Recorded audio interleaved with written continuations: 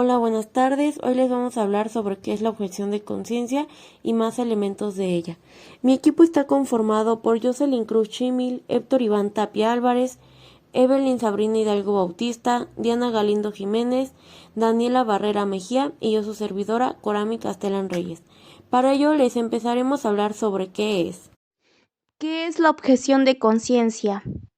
La objeción de conciencia es el derecho que tiene toda persona natural de oponerse en cualquier momento a un deber jurídico determinado, cuando su cumplimiento entra en conflicto con sus convicciones o creencias de orden religioso, filosófico, ético o moral.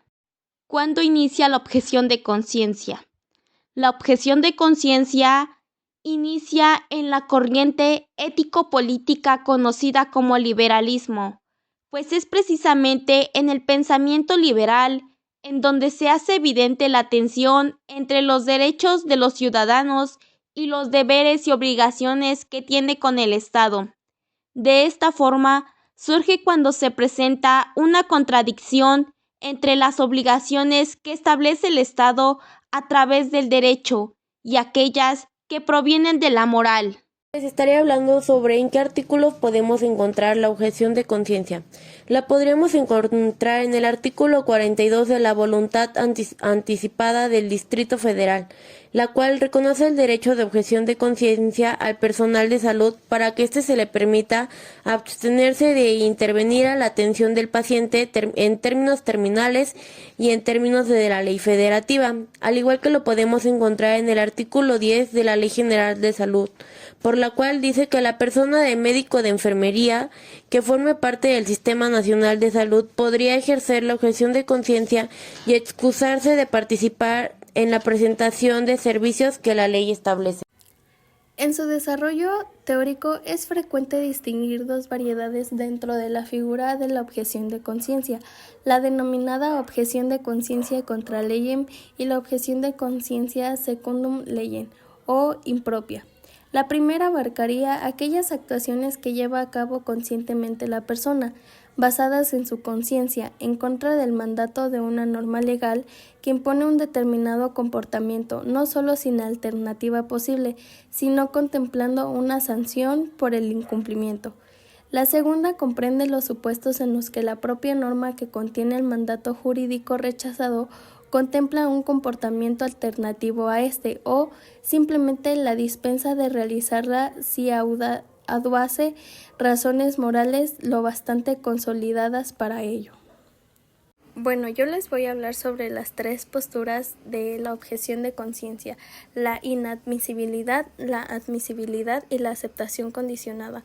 La inadmisibilidad: se rechaza la posibilidad de ejercer una objeción de conciencia al prevalecer el carácter obligatorio y coactivo de la norma jurídica. La admisibilidad: a la inversa, aquí se hace hincapié en la autonomía y la libertad personal de los individuos por encima de la norma jurídica. Esta postura sostiene que la objeción de conciencia es un derecho fundamental que no puede ser negado, salvo circunstancias excepcionales previstas por la ley. Y la aceptación condicionada: esta postura trata de conciliar la autonomía de las personas con las exigencias del ordenamiento jurídico, especialmente los derechos ajenos. De manera esquemática, considerada admisible a la objeción de conciencia siempre que no supone una vulneración de los derechos humanos de las demás o una afectación importante al orden jurídico y democrático de la sociedad. La objeción de conciencia se caracteriza por los siguientes elementos. Es fundamental para la persona objetora. Se basa en motivos de conciencia, es decir, surgen de convicciones fundamentales, ya sea de índole religioso, ético o filosófico, que tienen una importancia total para la gente. Es disruptiva. Dichas convicciones entran en conflicto con un deber jurídico, una práctica administrativa o una política pública. Es expresa. Es pública en el sentido que no se busca ocultar el rechazo, sino al contrario, se hace manifiesta por obtener una dispensa. Es privada, en el sentido de no política, ya que no se pretende eliminar la norma rechazada del ordenamiento jurídico, sino simplemente ser excusada de su cumplimiento. La objeción de conciencia se caracteriza por los siguientes elementos. Es fundamental para la persona objetora. Se basa en motivos de conciencia, es decir, surgen de convicciones fundamentales, ya sea de índole religioso, ético o filosófico, que tienen una importancia toral para la gente. Es disruptiva. Dichas convicciones entran en conflicto con un deber jurídico, una práctica administrativa o una política pública. Es expresa, es pública en el sentido que no se busca ocultar el rechazo, sino al contrario, se hace manifiesta por obtener una dispensa. Es privada, en el sentido de no política, ya que no se pretende eliminar la norma rechazada del ordenamiento jurídico, sino simplemente ser excusada de su cumplimiento. Ejemplos. Algunos ejemplos de la objeción de conciencia se dan en muchos ciertos y respectivos ámbitos. La objeción de conciencia la podemos encontrar como la objeción de conciencia médica. Un médico se rehúsa a practicar un aborto debido a sus convicciones éticas o religiosas. Una situación que se da a lo largo de nuestra sociedad y que se ve más común con el tema del aborto. 2. Objeción de conciencia militar. Un recluta se niega a participar en operaciones militares por considerarlas contrarias a sus principios morales o religiosos. Muchas personas, en particular los militares, son los que les llegan a dar la orden para matar a personas, y existen casos donde ellos hacen la objeción de conciencia. 3. Objeción de conciencia educativa. Un profesor se abstiene de enseñar ciertos temas que entran en conflicto con sus creencias personales o valores éticos.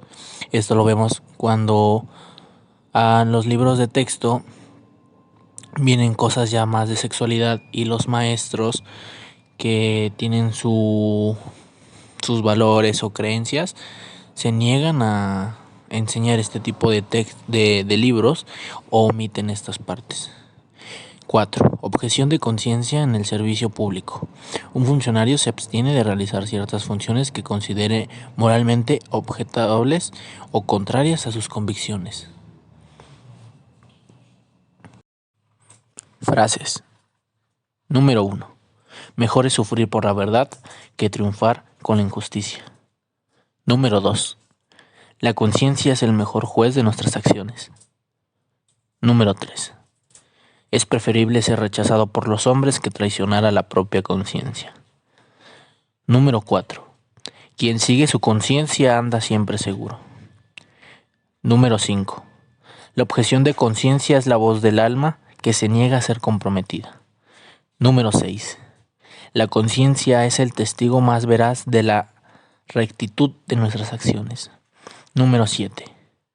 Mejor es ser fiel a la propia conciencia, aunque sea condenado por el mundo. Número 8. La verdadera grandeza del hombre está en su integridad moral. Número 9. La objeción de conciencia es la última línea de defensa de los valores humanos. Número 10. La conciencia tranquila es el mayor tesoro del hombre justo. Bueno, yo les voy a hablar de un libro. Como verán, a nosotros nos tocó la objeción de conciencia. El libro se llama La objeción de conciencia en el derecho mexicano. Este libro habla de que hace algunos años la libertad de conciencia adquirió rango constitucional y convencional en el derecho mexicano con la reforma del párrafo primero del artículo 24 de nuestra Carta Magna. También habla que el derecho no puede ser omiso al momento del surgimiento de los conflictos entre conciencia y la ley. Bueno, también nos puede explicar un poco de los nuevos derechos, la solución a las cuestiones de objeción de conciencia y que es una de las aportaciones del derecho. Este libro está abordado a las cosas contemporáneas de las objeciones de conciencia en plural, de actualidad para los estudios de las libertades públicas, jueces, legisladores y defensores de derechos humanos. El autor de este libro es Alberto Patiño Reyes y pues la verdad está muy interesante, deberían de leerlo porque les explica un poquito más de ¿Qué es la objeción de conciencia del derecho mexicano? Con base en lo que ya dijeron mis compañeros, yo les voy a explicar el claro ejemplo de lo militar. Para esto voy a tomar de ejemplo la película que se llama Hasta el último hombre, que para los que ya la han visto ya tienen más o menos idea de lo que trata, y para los que no, pues yo les voy a dar un resumen. Todo comienza con Desmond II. Cuando era pequeño tuvo un incidente con su hermano, lo cual no le pasó nada grave, pero sus papás le dijeron que para Dios uno de los mandamientos más importantes era no matarás. Y desde ahí él se quedó con esa idea en lo que fue su trayecto de vida. Cuando Desmond II creció, él decidió entrar a la militar, lo cual su padre no quería, ya que él había experimentado todo eso y él había entrado en una depresión, ya que vio a varios de sus amigos y compañeros morir. Pero él quería salvar a la gente, ya que él lo que estaba estudiando era medicina y para él su propósito de vida era ayudar a la demás gente. Así que él, pues aunque no quisieron sus papás, metió cartilla y fue así cuando fue aceptado. Cuando Desmond II entró al ejército, varios de sus compañeros se burlaban de él, ya que él no quería practicar con un arma de fuego, sino lo que él quería era estar más que nada en el área de salud para poder ayudar a sus compañeros heridos y así. Pero hubo una ocasión donde el sargento superior le dio una orden y ésta le desobedeció, así que fue llamado a juicio. Desmond II había dicho que por qué se molestaban con él si él no estaba desobedeciendo nada más que sus principios. Y para eso él tuvo un discurso con su esposa donde decía: ¿cómo puedo vivir conmigo mismo si no defiendo lo que creo, mis principios, mis ideales? Y así fue como el papá de Desmond II decidió llegar al juicio con una carta donde explicaba la objeción de conciencia. Y la carta decía lo siguiente: los derechos del acusado como objetor de conciencia están protegidos por un acta del Congreso y no se le puede obligar a renunciar a dichos derechos. Incluye en este caso desobedecer las órdenes de portar armas. Y así fue como se dejó libre a Desmond II y obtuvo la victoria. Se puede ver en la película que salvó alrededor de 78 personas sin tocar ninguna arma y fue reconocido por su gran valentía y esfuerzo. Entonces, aquí vemos que más que nada vemos cómo el derecho naturalista y el derecho positivista siempre tienen un choque, ya que una es una regla establecida y la otra son como tus principios, pero siempre tú tienes el derecho de poder, si no quieres cumplir con dicho acto, usar la objeción de conciencia y nadie te puede decir que no. Obviamente esta ley solo se te aplica a ti mismo y no a las demás personas. Y bueno, con esto yo les explico esta película. Espero que esta exposición haya sido de su agrado y les haya gustado más que nada.